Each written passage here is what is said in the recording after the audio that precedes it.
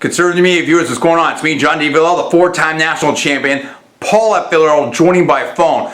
Now, I want to talk about this whole situation with Manning, Tebow, Elway. Where does Tebow go now? What's up with the Broncos? How do you think Manning's going to do? Everything. This thing's been going on for a while, but there's still a lot more to talk about, okay? Now, Paul, I saw a lot of things, right? I woke up early, I checked out the NFL Network. And first of all, this is all our personal opinion only. I'm not alleging facts, not gangster person. We're not doing any of that. And it's all for entertainment purpose only. Please check disclaimers. Now, here's the thing. Okay, fine. Manning's going to the Broncos. We got that. And Manning, MVP, Super Bowl winner, all that type of stuff. He's fantastic. He's great. But he's also 36. Now, we've seen quarterbacks, at that age, in fact, Elway and others, be able to have tremendous in top of the heap success with Super Bowl wins, all that type of stuff. We've seen that. But that doesn't mean that Manning's going to do it. Manning, the neck, had a problem there, whatever like that. He's been out a year. And being out a year of football when you're 36 is a lot. And we're going to get to that in a second. Now, I still think Manning's going to be fantastic. And I don't doubt that for a second. However, here's the thing. Well, something bothered me, in my personal opinion. Something bothered me when I was listening. And, Lombardi's fantastic. And we know that he knows football and he's been right into it and everything like that. So there's nothing against Michael Lombardi, but I was a little bit tweaked by this. Maybe it's the thinking here. Maybe it shows something. Here's what I mean. What he said is, well, I think we need, and I may be getting this wrong. It's my paraphrase, my personal opinion. Please check this transcript to see exactly what he said. But this is what I remember. This is my recollection. It was something to the effect of, hey, maybe we need to lower expectations for Peyton Manning. Don't look at September. He's been out for a while. You give him some. Whoa, time out. Wait a minute. What about all the people saying, that Tebow had to do it right now and this and that, whatever? Who's the second-year quarterback and who's been in the league forever? Who's the second-year quarterback with first-round draft pick who maybe, did have at first the coaches and the front office potentially, maybe perhaps in my personal opinion, not believing in him, and who is the Super Bowl winner and all that type of stuff? Okay? Who's been flying around on the private jets and all that type of stuff? So let me get this straight. I need to wait to make sure, to lower expectations, to give Manning some time. But a guy that went in there that took a team from 1-4, got to the playoffs, got to win in the playoffs, is only a second-year QB who's this was, in my opinion, his rookie year as a starter. Well, we can't wait anymore for that. Gotta get him out of here. Not the right QB, not a pocket passer. I mean, Paul, there's so much more to talk about, but I just want to start straight up with that. What's your vibe on that? Are you feeling what I'm saying there?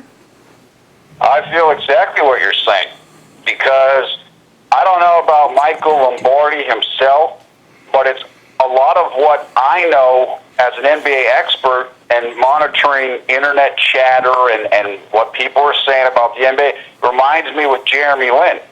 The people that are kind of the haters or whatever, as we like to call them, the people that aren't so excited about Lin's sanity, they're like, oh yeah, Jeremy Lin has to be able to do X, Y, Z, A, B, C, or else he can't play. It's like, wait a second. This guy just is finally starting to get a little bit of time, and you want him to be like, John Stockton already. And that's what you're saying about with Tebow. And so I think sometimes, now again, we're not accusing Michael Lombardi of this, but there are some people who, it almost feels like they're trying to put unrealistic expectations on Tim Tebow, Jeremy Lin, others, because they want them to fail. It's like they're setting them up to fail so that you can usher in somebody else. But with somebody, as you mentioned, with a Peyton Manning who is clearly going to the NFL Hall of Fame, well, we have to wait on him. Well, yeah, what is that? Give it time. Don't judge it in September. Is there a bias against Tim Tebow? That's what I'm talking about right now. Is Tim Tebow not being treated fairly? And like you said, I've seen the same thing in my personal opinion about Jeremy Lin. And I don't like that. These are two people here that maybe weren't given the kind of chances, in my personal opinion, that they should have been. And when they were given those chances, coming off the bench, even off the bench and off the couch, they were able to do incredible, way beyond expectations. And the fans celebrated it. And the sales went up, and the merchandising went up, and people were getting all into it. And instead of, embracing that, maybe some people, not everybody, was, maybe they were hating on it a little bit. And they weren't given the chance. And then as soon as, like Tebow or Jeremy Lin, there was a little bit of a misstep, maybe some losses in there. Oh, it's over. Linsanity's over. Tebow Mania is over. Let's make fun of him on Saturday Night Live. Let's do all this type of stuff. I mean, what's up with that? Paul, speak to that. Yeah, I'll speak to it right here. I think that there are certain people and there are certain preconceptions of who's going to be a star and who isn't. Here's a guy coming from an Ivy League college. Harvard. The Ivy League, what does the Ivy League do in the NBA? Basically nothing. The last person I can personally remember having any impact at all in the NBA from the Ivy League was Chris Dudley, who was a center. And he had played, I can't remember where he played at in college. I don't know, it doesn't matter. But I know it was from the Ivy League. And he was a backup, solid backup, but never in the position that Jeremy Lin is in. So I think that some people, it's like if you come outside of their little box of what the superstar is supposed to be, then they don't like that. And with Tim Tebow, forget about, and we love both Tebow and Lin, and apparently they get along well, and they've talked on the phone and everything. It's almost like if you're not giving people what they expect to see, they aren't really interested in it. Interesting. And that's the thing. People may need to expand their mind. And here you've got the genius, not the super genius like me, but the genius in the NFL, Bill Belichick, who reportedly there may be some interest with the New England Patriots for Tim Tebow. Now, what does that tell you? Who was in the Super Bowl last year for the AFC? It wasn't John Elway and the Denver Broncos, okay?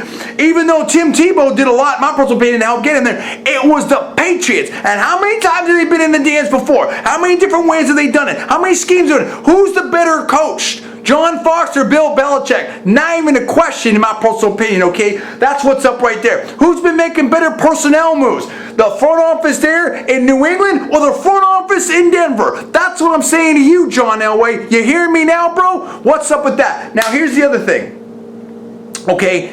Look, there's so much more to say about this, but I'm just going to put this point on it right here. What I didn't like about it, we know how that guy can drop back and zing it and fling it, and he's got the championships and the trophies to prove it. I get it. Yeah, he's been hurt.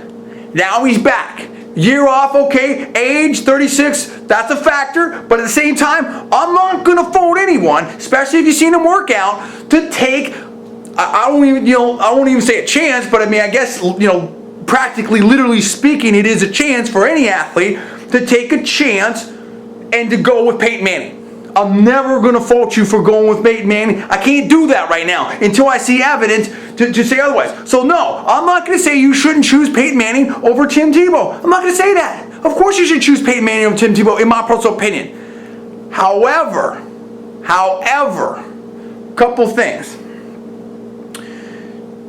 Do you displace Tim Tebow for Peyton Manning in the way that you did? Do you displace Tim Tebow when he was able to motivate that? Tim Tebow brings so much more to that franchise, or he did anyway. We'll see how it all works out.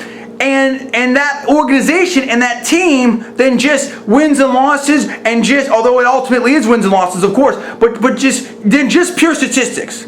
Because I don't think you can measure Tim Tebow by pure statistics. So I'm not saying don't go with Peyton Manning, but I'm saying that's a harder move than, let's say, if you were maybe the Cleveland Browns trying to bring in Peyton Manning or something like that. I think that's a little bit of a different thing. No, it's not nearly the same level as trying to replace Tom Brady with Peyton Manning. You wouldn't do that, in my personal opinion. Okay, but it's somewhere between Cleveland and there. Not saying Cleveland's but that's what I'm talking about. I don't think you can just look. I think, in other words, I think that Tim Tebow, at least that franchise and that fan base and that team, gets some kind of extra consideration. There's an extra factor there beyond what his pure ability and the wins and losses, which, quite frankly, weren't bad, in my personal opinion. I don't care about percentage completed passes. Guess what? In my personal opinion, a lot of those receivers drop the balls.